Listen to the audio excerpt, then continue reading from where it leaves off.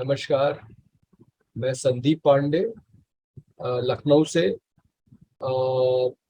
मैं ये चाहता हूँ कि अ, हिंदुस्तान ही नहीं बल्कि दुनिया भर में जहाँ जहाँ भी लोग, ईरान में इस समय जो एक आंदोलन चल रहा है, जहाँ महिलाएं सड़क पे निकल के आई हैं और उनके ऊपर एक जो पाबंदी है हिजाब पहनने की, उसके खिलाफ वो एक आंदोलन चला रही है।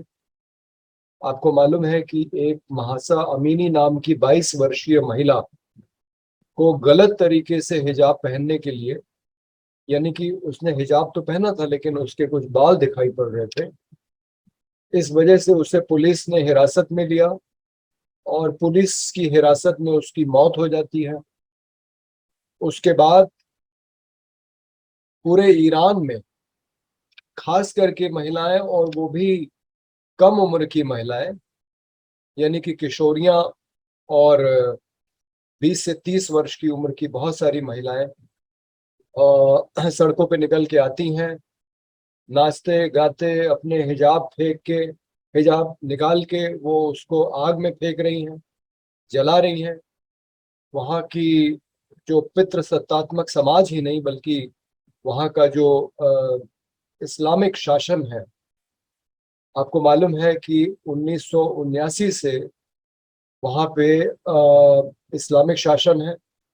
और वहाँ जो रूढ़िवादी इस्लामिक शासक हैं वो चाहते हैं कि लोगों पे तमाम तरह की पाबंदियां हों, और खास करके औरतों पे तो विशेष रूप से। महिलाओं के अधिकार वहाँ पे एकदम सीमित हैं। बिना किसी पुरुष के महिला घर के बाहर नहीं निकल सकती। उसके बच्चे के बारे में अगर कोई भी निर्णय उसको लेना है तो उसकी बिना पति की सहमति के वो निर्णय नहीं ले सकती। महिला को एक पुरुष का आधा माना जाता है, यानी कि किसी मामले में अगर एक पुरुष की गवाही से काम चलेगा तो वहां पे उसके बदले दो महिलाएं चाहिए होंगी। तो महिला का दर्जा पुरुषों से कम औपचारिक रूप से कानूनन रखा गया है। वहां पे महिला कभी राष्ट्रपति नहीं बन सकती, क्योंकि जैसे ही कोई महिला उसके लिए कोशिश करेगी, उसकी दावेदारी इस बात पे ही खारिज हो जाएगी कि वो महिला है। तो महिलाओं को तमाम तरीके से वंचित करके रखा गया है ईरान के अंदर। उनके अधिकारों को वहाँ का जो धार्मिक निज़ाम है, जो तानाशाही भी है, क्योंकि लोग जब अपने अधिकारों की मांग करते हैं तो वो उसको बंदूक की ताकत से कुचलने की कोशिश करता है। यही हुआ महासा अमीनी के साथ। और उसके बाद एक और नौजवान लड़की, उससे भी कम उम्र की, 16 साल की, उसका नाम है समीरा इस्माइल जादे। उसको भी पुलिस ने इस तरह से डंडों से मारा कि उसके सिर पे घातक घाव हुआ और वो भी मर गई। ऐसा बताया जाता है कि आज की तारीख में करीब 185 ज्यादातर महिलाएं पुरुष पुलिस के दमन में मारी गई हैं, उनकी जान चली गई है। और पूरे पूरे ईरान में ही नहीं बल्कि ईरान के बाहर भी कई जगहों पे जो ईरानी नागरिक बसे हैं, जो ईरान से छात्र पढ़ने गए हैं, वो भी इस आंदोलन में शामिल हैं। जगह जगह प्रदर्शन हो रहे हैं, धरने दिए जा रहे हैं, लोग अपनी आवाज उठा रहे हैं। ईरान की महिलाओं के लिए देखिए, ये बात हमको समझनी चाहिए कि उनके लिए, उनको लगता है कि ये शायद आखिरी मौका है, क्योंकि जितनी ताकत उन्होंने झोंक दी है और जितने लोगों की जान चली गई है, इस बार अगर वो सफल नहीं होंगी तो फिर मालूम नहीं उनको कितना इंतजार करना पड़ेगा। इसलिए हमें भी ईरान की महिलाओं की ताकत में अपनी ताकत लगा देनी चाहिए। और हम ईरान नहीं जा सकते, हम ईरान की सरकार के खिलाफ कुछ नहीं कर सकते अपने जहां जहां हम हैं दुनिया में वहां से।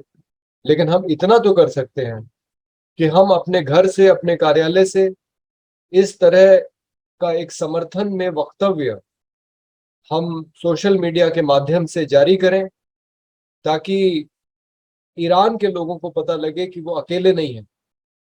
आपको मालूम है हमारे देश में कर्नाटक में इसकी उल्टी लड़ाई चल रही। वहां जो हिंदुत्ववादी हैं, सरकार का समर्थन प्राप्त है क्योंकि वहां भारतीय जनता पार्टी की सरकार है, और अब तो उनको न्यायालय का भी समर्थन मिल गया है। मुस्लिम लड़कियों को स्कूल कॉलेजों में हिजाब पहनने पे पाबंदी लगाई जा रही। कहा जा रहा है कि ये आपकी पोशाक का हिस्सा नहीं। और वहां की महिलाएं, लड़कियां अपने शैक्षणिक जो उनका जीवन है उसको भी दांव पे लगा के वो कह रही हैं कि हम तो हिजाब पहनेंगे, ये हमारा अधिकार है। हालांकि कोर्ट ने अभी इसको नहीं माना है, लेकिन हमारा मानना है कि जब पुरुषों पे किसी किस्म की पाबंदी नहीं है तो आखिर महिलाओं पे ये पाबंदियां क्यों लगाई जाती हैं। कहीं पे हिजाब पहनने की और कहीं पे हिजाब उतारने की। ये अधिकार महिलाओं का है कि वो हिजाब पहने या उतारे।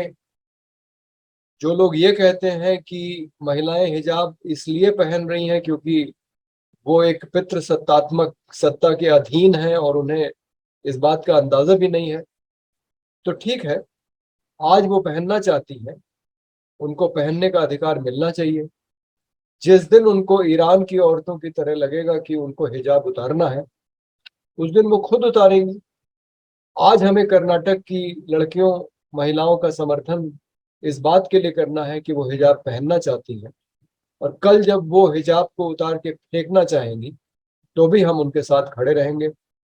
हम हर एक नागरिक, हर एक महिला, हर एक LGBTQIA समुदाय का जो भी व्यक्ति है, वो जिस तरह से भी रहना चाहता है, जिस तरह से जीना चाहता है, जो कपड़ा पहनना चाहता है, जो खाना खाना चाहता है, जिसके साथ वो रहना चाहता है, ये सारे जो उसके निजता के अधिकार हैं उसके समर्थन में है। डॉक्टर राम मनोहर लोहिया की सप्त क्रांति में एक बिंदु निजता के अधिकार से संबंधित है। उनका मानना था कि एक हमारा निजता का अधिकार है जिसमें सरकार को या समाज को हस्तक्षेप करने का कोई अधिकार नहीं। इसीलिए हम कर्नाटक की लड़कियों, महिलाओं के हिजाब पहनने के अधिकार और ईरान की लड़कियों, महिलाओं के हिजाब को उतार फेंक देने के अधिकार के समर्थन में है। और आज ये जरूरत है कि पूरी दुनिया जो है ईरान की महिलाओं के साथ खड़ी हो, क्योंकि अगर ये लड़ाई वहां की महिलाओं ने जीत ली तो वहां पे लोकतंत्र के कायम होने का रास्ता प्रशस्त होगा।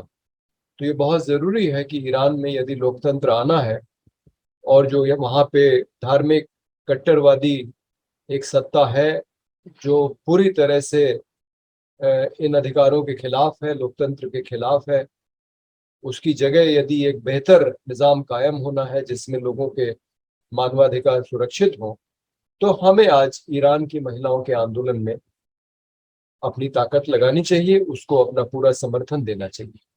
धन्यवाद।